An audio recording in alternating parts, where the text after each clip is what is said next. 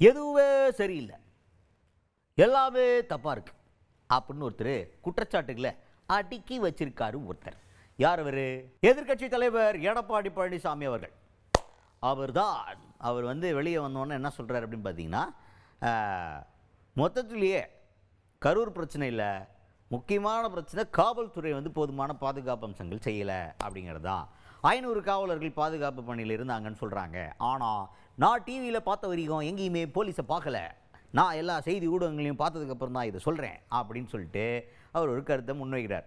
Police அவர் பார்க்குற வீடியோவில் police தென்படலை அப்படின்றதுனால பாதுகாப்பு பணியில் போலீஸே கிடையாது அப்படின்ற மாதிரி அடிச்சு பேசியிருக்காரு எதிர்க்கட்சி தலைவர் எடப்பாடி பழனிசாமி அவர்கள்.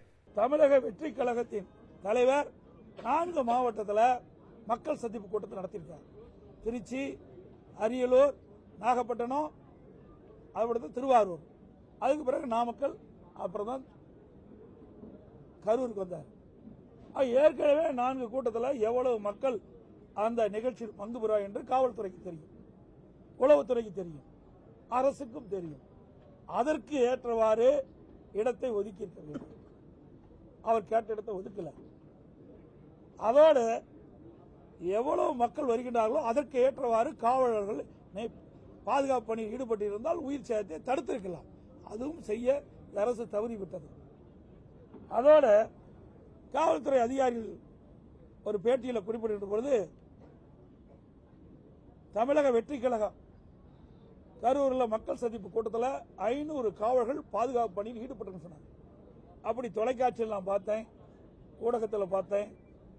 ஆனால் அப்படி 500 பேர் அந்த மக்கள் சந்திப்பு கூட்டத்தில் காவலர் இருந்தால் என்றால் இல்லை என்பதுதான் தெளிவா தெரியுது. அதுக்கடுத்துதான் இதை வச்சு அரசியல் பண்ண விரும்பல அப்படின்னு ஆளுங்கட்சி தரப்புல சொல்றாங்களே, இந்த கருத்தை எப்படி பாக்குறீங்க?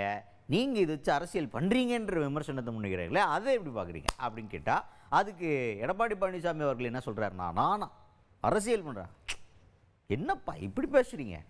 நாங்கள்லப்பா அரசியல் பண்றது, திமுக காரங்க தான் அரசியல் பண்றாங்க. நான் இந்த போஸ்ட்மார்ட்டம் பண்ற இடத்துக்கு போயிருக்கேன், சம்பவம் நடந்த இடத்துல. அதுல திமுகவுடைய கரூர் மாவட்ட அணியோட மருத்துவ வாகனம் அங்கே நிற்கிது, ஸ்டிக்கர் ஒட்டியிருக்காங்க. இப்போ யார் அரசியல் பண்ணுறா? அந்த இடத்துல அந்த வாகனம் என்ன பண்ணுது? ஏன் கவர்மெண்ட்லேருந்து ஆம்புலன்ஸே இல்லையா அப்படின்ற கேள்வியை முன் வச்சிருக்காரு எதிர்க்கட்சி தலைவர் எடப்பாடி பழனிசாமி அவர்கள். இது அரசியல் நான் பேசுறேன், நடைபெற்ற சம்பவம். இதே முதலமைச்சர் சொல்றார், தமிழக உறவுன்னு சொல்றார். என்ன அந்த உணர்வோடு தான் நானும் பேசுறேன். இன்றைக்கு அவர் சொல்லும்போது முதலமைச்சர் ஒரு கருத்து சொல்றார், இந்த சம்பவத்தில் உயிரிழந்தவர்கள் எந்த கட்சியை சார்ந்தவர்களாக இருந்தாலும் என்னை பொறுத்தவரையில் அவள் நம்முடைய தமிழ். அந்த உணர்வோடு தான் நான் பேசுறேன். போஸ்ட்மார்ட்டம் நடந்துட்டு இருக்கு. நான் காலையில் 8 மணிக்கு போறேன், உடலாம் வந்தாங்க. அப்ப அந்த பிராத பரிசோதனை செஞ்ச உடல் எல்லாம் எடுத்துட்டு போறதுக்கு ஆம்புலன்ஸ் இருக்குது. அதுல என்ன, அதுல ஒட்டி இருக்கிறாங்க கரூர் மாவட்ட திமுக மருத்துவமனை. கரூர் மாவட்ட திமுக மருத்துவமனை ஒட்டி இருக்கு. யார் அரசியல் செய்யறா? திமுக தானே அரசியல் செய்யுது, நாங்களா அரசியல் செய்யறோம். ஏன் அரசாங்கத்தில் வண்டி இல்லையா? அப்படி ஒரு மோசமான அரசாங்கமா இந்த அரசாங்கம்? சிந்திச்சு பாருங்க. வேண்டுமென்றே திட்டமிட்டு எல்லா நிதியிலும் அரசியல் செய்கின்ற ஒரே கட்சி திமுக கட்சி.